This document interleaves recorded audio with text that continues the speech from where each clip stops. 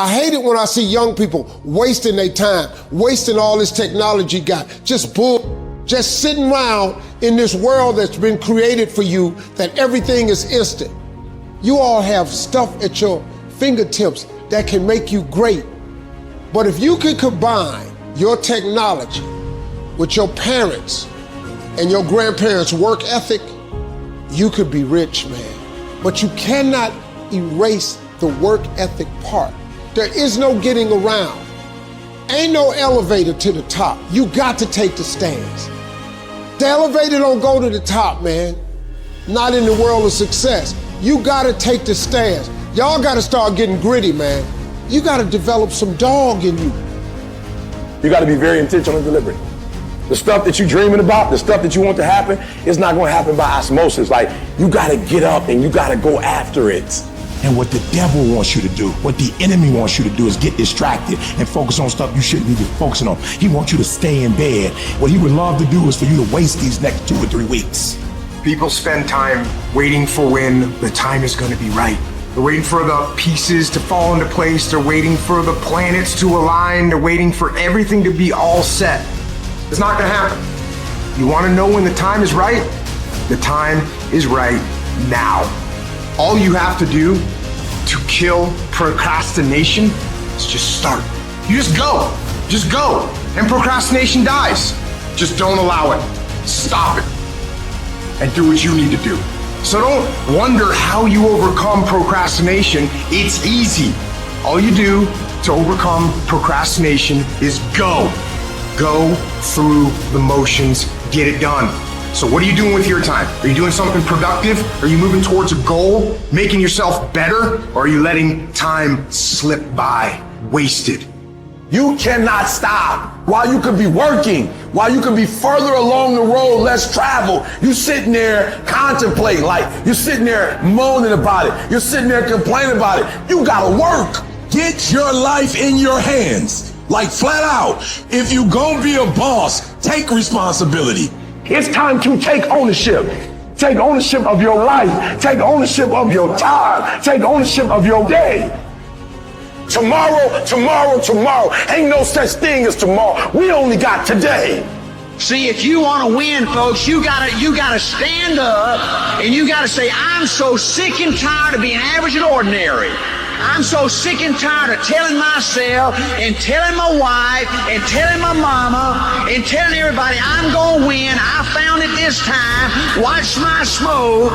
You gotta take that thing out, like you gotta take the breath out. So some of y'all are afraid of math. Go after it. Go get it. Don't run from it no more. Go get it. You go in there and go get that grade. You go in there and get that information so you can pass that class. You gotta go get it. You ain't gonna be here forever. And if you ain't careful, you're gonna get to the end of your life and still be saying that you're gonna do it tomorrow. There is no tomorrow.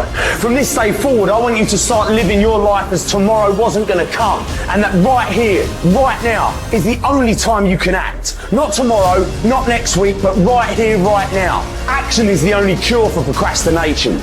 You need to do it now. Don't wait. Don't make excuses. Don't come up with reasons why you can't and focus on all the that might happen if things go wrong. Just get up, get out, and get done. You get one shot, one. Every time you find yourself putting things off, remind yourself that there is no tomorrow. There is only today for you to act. Do it. Do it now. Act. There are 2 ways to be successful. And I don't subscribe to the first one. That's just natural talent. I just don't believe people who are naturally talented are better than me. I believe effort, and you've heard me say it. Your mama might come from privilege. Your daddy might come from privilege. Your daddy might own a company. You might have a father that can give you everything your little heart desires, but you will not outwork me. Why? Because I realize that the bigger the dream, the more effort you're gonna have to put in. I'm saying that some of you in this room, you might have small beginnings. You might not have a lot of money. You might not have a lot of resources. And I need you to understand that the bigger your dream is, the earlier you're gonna have to get up. The longer you're gonna have to stay up.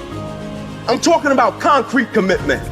I'm talking about the commitment that says, I am going to stay true to what I said I would do long after the mood that I've set it in has left.